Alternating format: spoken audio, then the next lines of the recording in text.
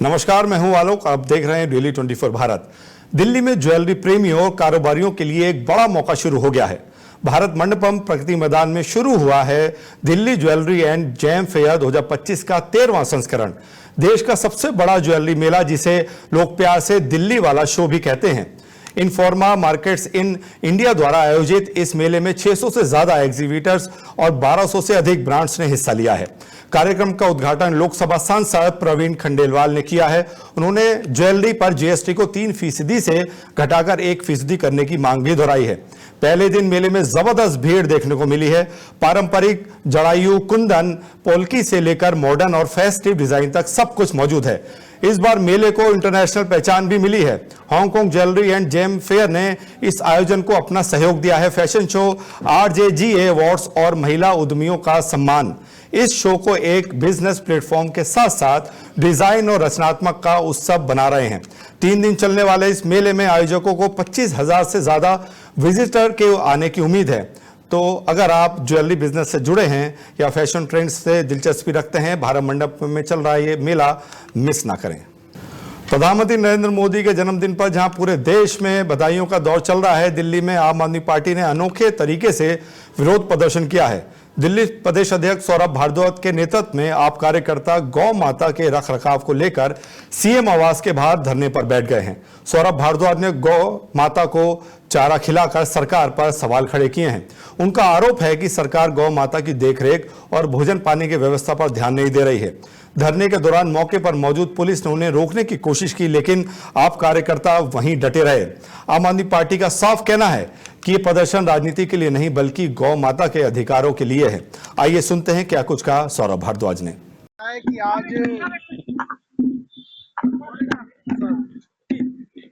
साथियों, आप लोगों को मालूम है कि आज प्रधानमंत्री जी का जन्मदिन है और जन्मदिन पे भारतीय जनता पार्टी के लोग केक खा रहे हैं, खुशियां मना रहे हैं। और दिल्ली के अंदर जहाँ पे भारतीय जनता पार्टी की सरकार है, MCD में, दिल्ली में, केंद्र में, वहां पे जो गाय हमारी माता है, मोदी जी की भी माता है, सबकी माता है, वो कूड़ा खा रही है। तो ये तो अन्याय है कि प्रधानमंत्री के जन्मदिन के दिन गौ माता कूड़ा खाए। तो हम लोग निवेदन करेंगे भारतीय जनता पार्टी की सरकार से, रेखा गुप्ता जी से, कि ये जो हजारों गायें दिल्ली के कूड़े के खत्ते पे कूड़ा खा रही हैं, कूड़ा खा खा के मर रही हैं, इनको दिल्ली की गौशालाओं के अंदर रखा जाए। करोड़ों रुपए के अलग अलग कार्यक्रम कराए जा रहे हैं।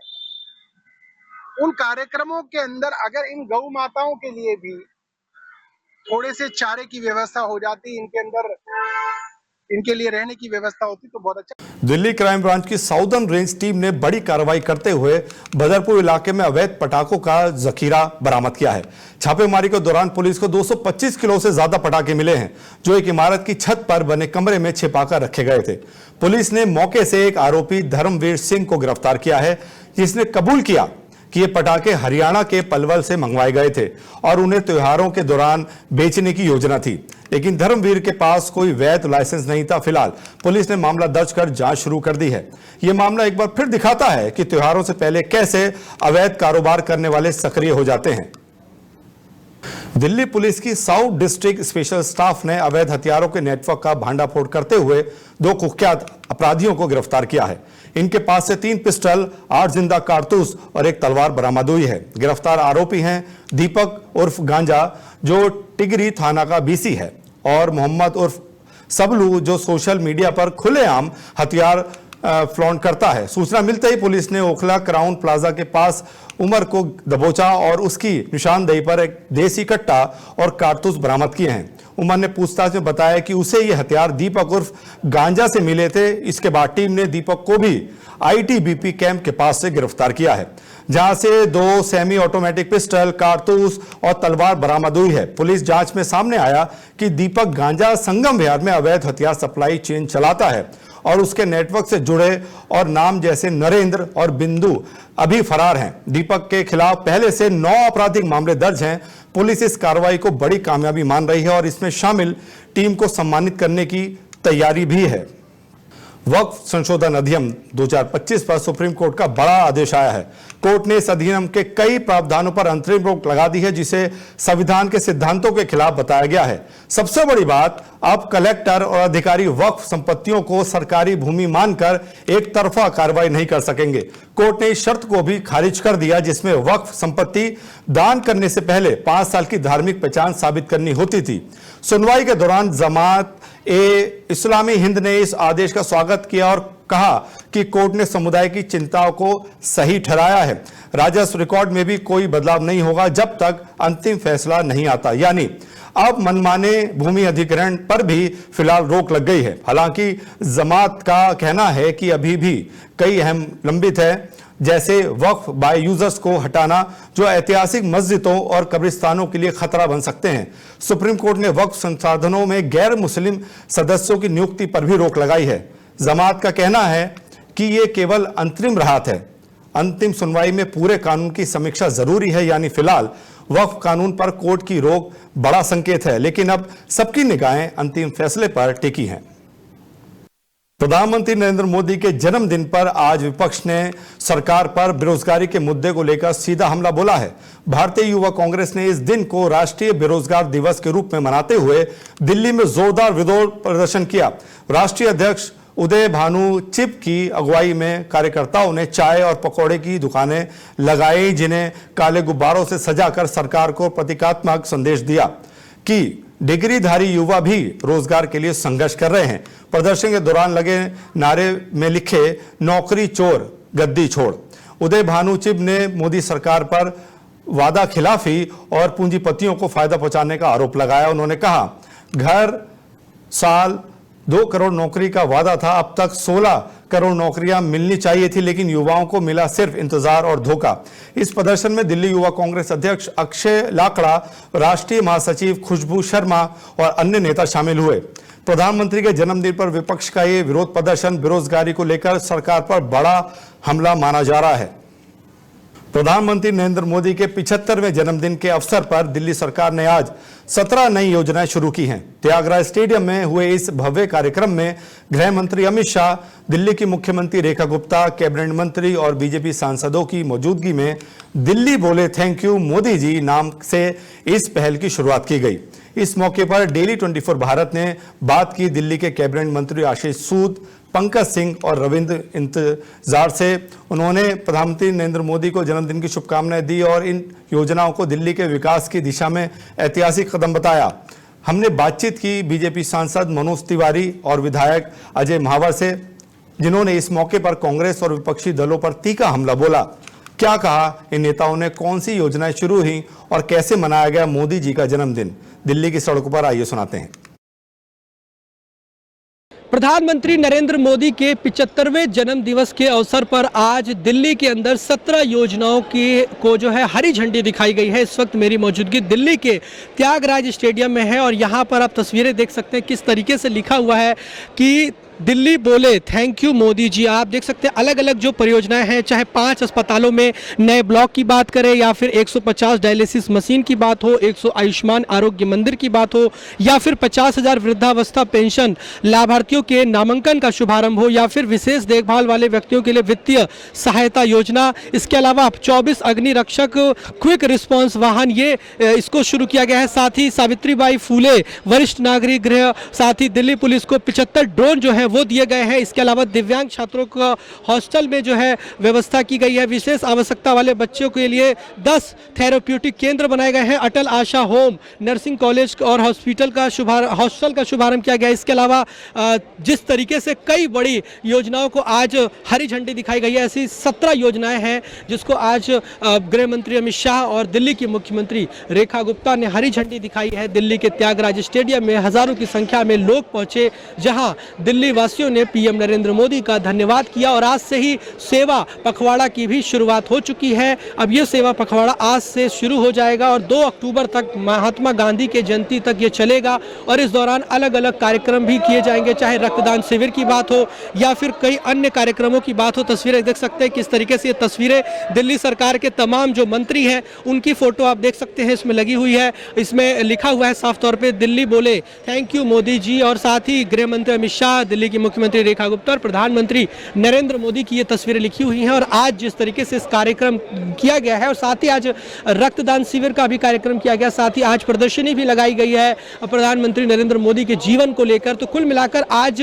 जिस तरीके से पीएम नरेंद्र मोदी का जन्मदिन है, इसको लेकर देश के कई बड़े बड़े नेता जो हैं पीएम को बधाई दे रहे हैं। चाहे बात कर ले इजराइल के प्रधानमंत्री की या फिर बात कर ले जिस तरीके से अमेरिका के राष्ट्रपति की, कई बड़े बड़े देशों के जो है प्रधानमंत्री, राष्ट्रपति, साथ ही भारत के तमाम जो नेता हैं, चाहे वो मंत्री हैं, सांसद हो, विधायक हो या फिर तमाम विरोधी पार्टी के विपक्षी दल के जो बड़े नेता हैं, सब कोई पीएम नरेंद्र मोदी के अच्छे स्वास्थ्य की कामना कर रहा है, उनके लंबे उम्र की कामना कर रहा है, उनको जन्मदिन की शुभकामनाएं दे रहा है। और यही कारण है कि आज दिल्ली के अंदर भी इस तरह का कार्यक्रम रखा गया। 17 परियोजनाओं को आज हरी झंडी जो है वो दी गई है गृह मंत्री अमित शाह और दिल्ली की मुख्यमंत्री रेखा गुप्ता के द्वारा।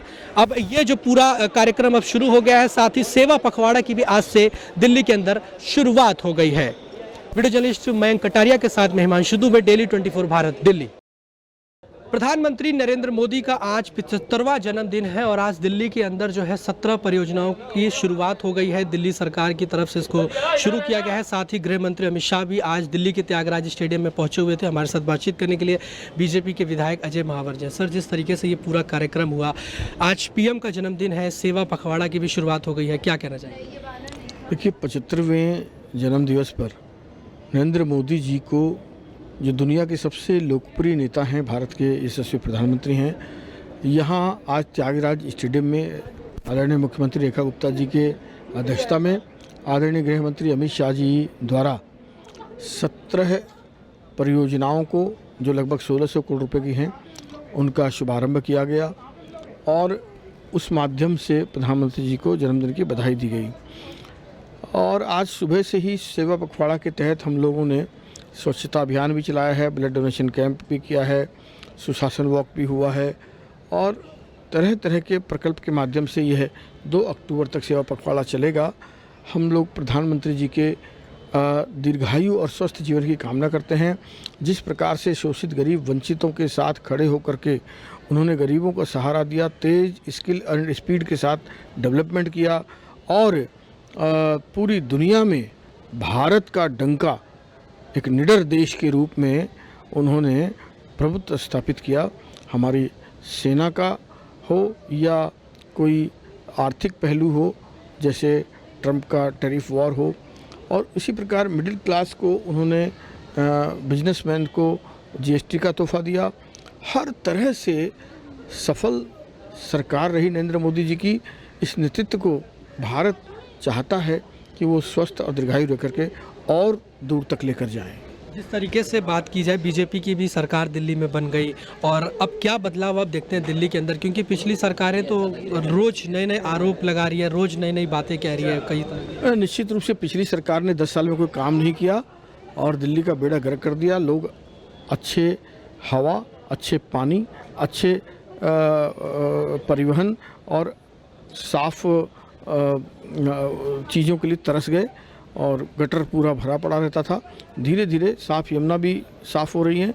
दिल्ली की सूरत और सीरत आपको 5 वर्षों में बदलती हुई नजर आ जाएगी। आखिरी सवाल है, जिस तरीके से कांग्रेस बेरोजगारी दिवस मना रही है, प्रोटेस्ट कर रही है, उनको क्या जवाब देना चाहेंगे?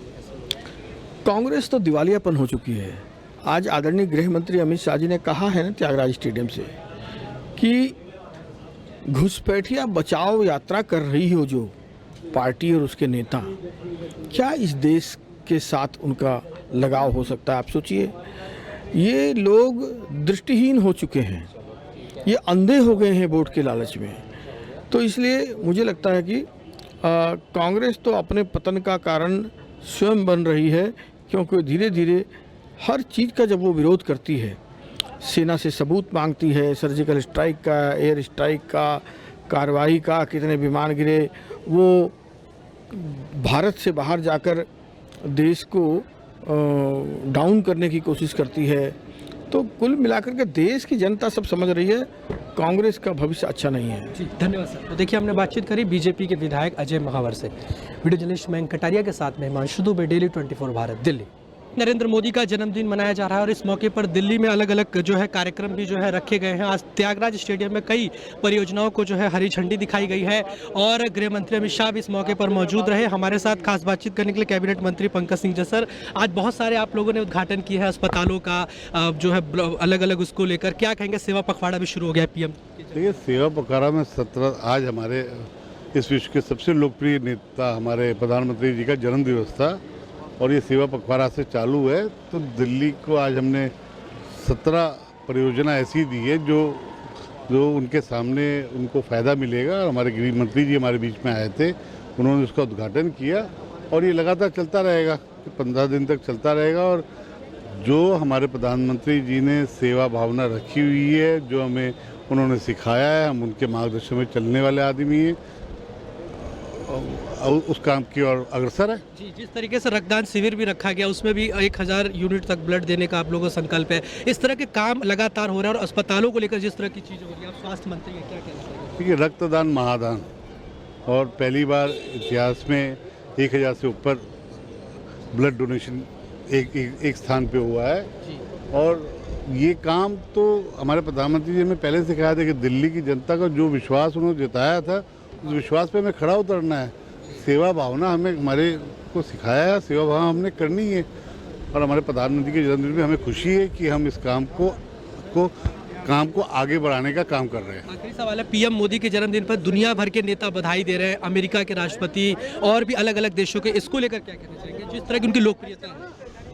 मैंने आज पहले बात ही बोला कि इस विश्व के सबसे बड़े लोकप्रिय नेता हमारे प्रधानमंत्री जी, स्वाभाविक है हम भी परमात्मा से, प्रभु से मांगेगी कि उनका वो स्वस्थ रहें, दीर्घायु रहें और अपना मार्गदर्शन हमें देते रहें कि हम और सेवा कर सकें। प्रधानमंत्री नरेंद्र मोदी का जन्मदिन है, इस पर कैबिनेट मंत्री आशीष जसर क्या कहेंगे? पीएम मोदी के जन्मदिन। देखिए, प्रधानमंत्री जी के जन्मदिन हमें हौसला देता है, हमें हमारे इस भाव को और पक्का करता है कि हम सेवा में रहें। 75 सेवाएं लोकार्पित की जाएंगी, जिसमें 17 आज लोकार्पित की गई हैं, हमारे मोटिवेशन को बढ़ाता है। आशीष जी, हमने बातचीत करी कैबिनेट मंत्री आशीष सूद से। वीडियो जर्नलिस्ट मयंक कटेरे के साथ में हिमांशु दुबे, डेली 24 भारत, दिल्ली।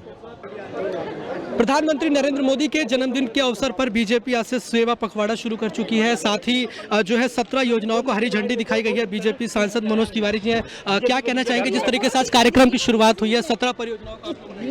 हाँ जी, ये हमारी आज 17 योजनाओं का शुभारंभ दिल्ली सरकार नरेंद्र मोदी जी के जन्मदिन पे अमित शाह जी के मुख्य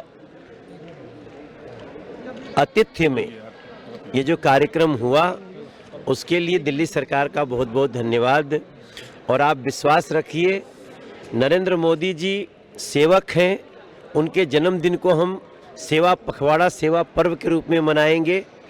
आज ये 16-17 योजनाएं तो शुरू हुई हैं, उसके साथ साथ दिल्ली के प्रत्येक मोहल्ले में, प्रत्येक वार्ड में, प्रत्येक बूथ पर या तो हेल्थ कैंप लगा हुआ है, या ब्लड डोनेशन कैंप है, या कोई दिव्यांगों के सामान बांटे